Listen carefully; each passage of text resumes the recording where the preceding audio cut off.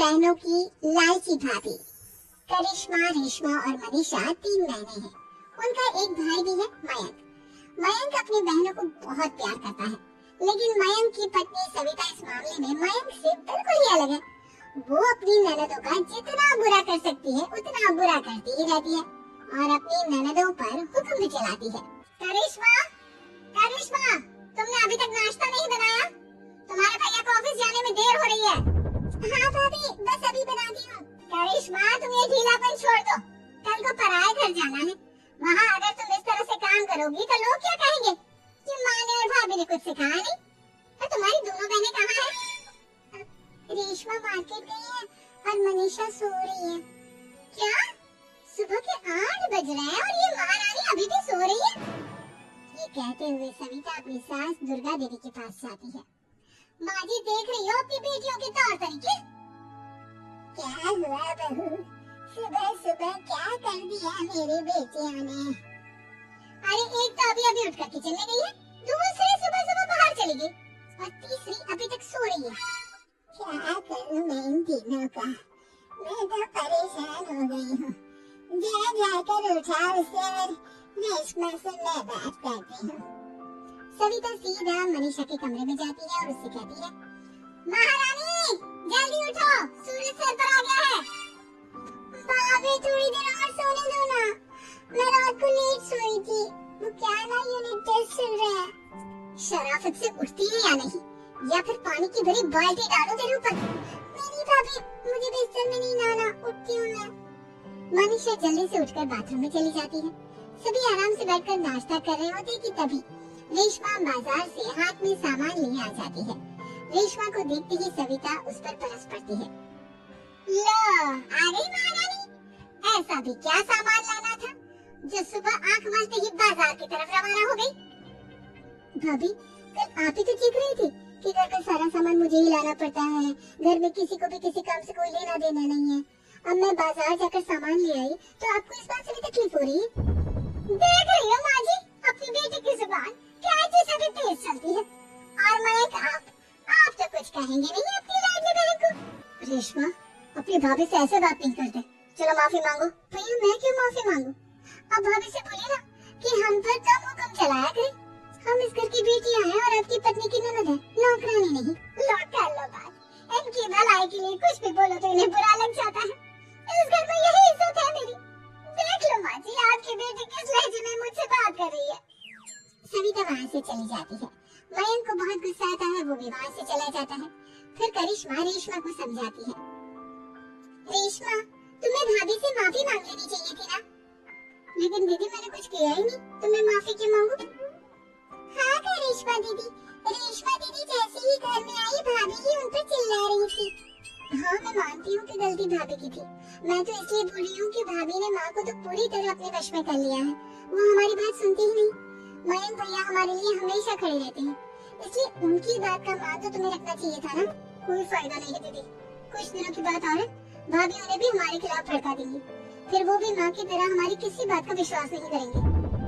इसी तरह सविता अपनी तीनों ननदों को किसी न किसी बात पर परेशान करती रहती थी।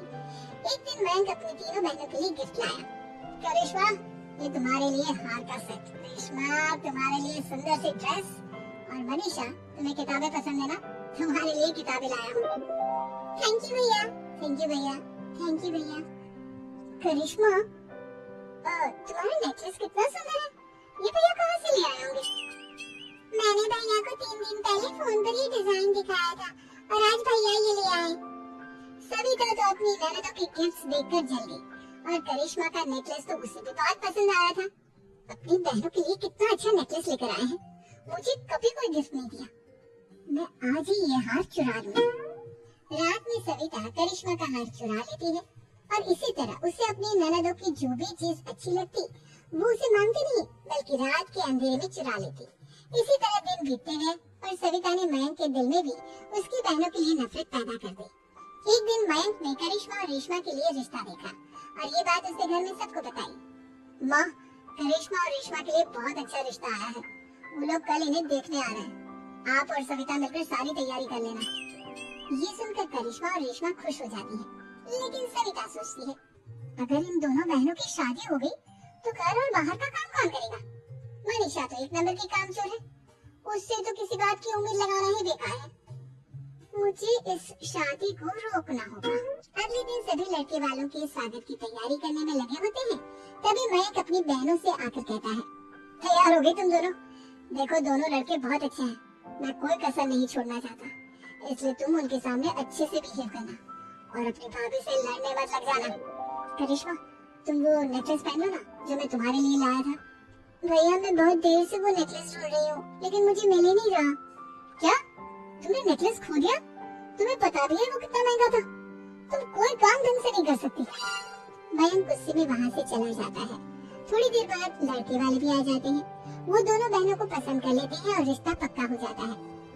लेकिन सविता के दिमाग में तो कुछ और ही खिचड़ी पक रही थी। वो पंडित जी के पास करिश्मा की कुंडली लेकर जाती है और उन्हें पैसे देकर करिश्मा की कुंडली बदलवा देती है। जब लड़के वालों के पास करिश्मा की कुंडली जाती है तो वो दुर्गा को फोन करते हैं। बहन जी, हमने करिश्मा की कुंडली अपने पंडित जी को दिखाई थी। आपकी बेटी की कुंडली नहीं बल्कि दोषों का पिटारा है। देखिए मैं और मेरे पति इन सब बातों में बहुत विश्वास करते हैं, इसलिए हम आपकी बेटी से अपने बेटे की शादी नहीं करा सकते। इस तरह करिश्मा का रिश्ता टूट जाता है और सभी घर वालों को बहुत दुख होता है। अब कविता सोचती है, चलो करिश्मा का तो रिश्ता टूट गया, अब रेशमा का भी रिश्ता तोड़ना है। क्या करूं? अब सविता आवाज बदलकर किसी अननोन नंबर से रेशमा के होने वाले ससुराल में फोन करती है। हेलो, मैं कौन हूँ कौन नहीं ये आपके लिए जानना जरूरी नहीं, बस इतना सुन लो कि रेशमा का 2 साल से किसी के साथ अफेयर चल रहा है। बस रेशमा का रिश्ता तोड़वाने के लिए सविता का इतना कहना काफी था। अब रेशमा का भी रिश्ता टूट गया। मयंक और दुर्गा देवी ने रेशमा को खूब खरी खोटी सुनाई और उससे बार बार उस लड़के के बारे में पूछने लगी। आप दोनों मुझे क्यों परेशान कर रहे हो? अरे कोई लड़का होगा मेरी लाइफ में तो मैं बताऊंगी ना, जब कोई है ही नहीं तो कहाँ से लाऊं मैं कोई लड़का? तेरे होने वाले ससुराल वालों को फोन किसने किया था? हाँ मैं नहीं जानती किसने फोन किया था, मैं सच कह रही हूँ। मैं तो पहले ही कह रही थी इसकी लगाम खींच कर रखो, लेकिन मेरी सुनता ही कौन है? अब चुप रहिए भाभी, ये सब आपका ही किया था। अब तीनों बहनों को विश्वास हो जाता है कि ये सब उनकी भाभी ही कर रही है। तीनों बहनें अपनी भाभी को सबक सिखाने के लिए एक वकील कर लेती है और घर में हिस्सा मांगा। देखो भैया, माँ बाप की जायदाद में जितना बेटों का हक होता है उतना ही बेटियों का, इसलिए इस घर के 4 हिस्से होंगे और हमें अपना हिस्सा चाहिए। मैंने तुम्हारे लिए क्या क्या नहीं किया और तुम इस घर में हिस्सा मांग रही हो? भैया आप और माँ हम बहनों की कोई बात नहीं सुनते हो और भाभी हमारी शादी नहीं होने देगी क्योंकि उन्हें लगता है कि आप हमारी शादी में ज्यादा पैसा लगाओगे और उन्हें हम जैसे फ्री की नौकरानी कहाँ मिलेगी। तो हम भाभी के साथ तो रह नहीं सकते, हम बहनों को अपना हिस्सा चाहिए। अरे तुम्हें शर्म आनी चाहिए अपनी भाभी पर ऐसा इल्जाम लगाते हुए, वो तुम्हारे बारे में कितना सोचती है। हाँ माँ, भाभी हमारे बारे में बहुत सोचती है, दिन रात बस यही सोचती रहती है कि किस तरह से अपनी तीनों ननदों को परेशान करूं और कभी मुझे पढ़ने भी नहीं देती। दोनों बहनों का रिश्ता भी तो इन्होंने ही तोड़वाया है और रात में हमारे कमरे में आकर हमारी चीजें भी चुराती है। इसी तरह सविता की तीनों ननदें अपनी बात पर अड़ी रही। अब कोर्ट में तारीख भी शुरू हो गई। जब सविता को लगा कि उसकी तीनों ननद इतनी आसानी से नहीं मानने वाली, तो उसने अपने पति और सास को सारी सच्चाई बता दी और अपनी तीनों ननद से माफी मांगी। मयंक और दुर्गा को भी अपनी गलती का एहसास हो गया। अब सविता खुद करिश्मा और रेशमा के लिए अच्छा रिश्ता ढूंढती है और उनकी शादी करवाती है।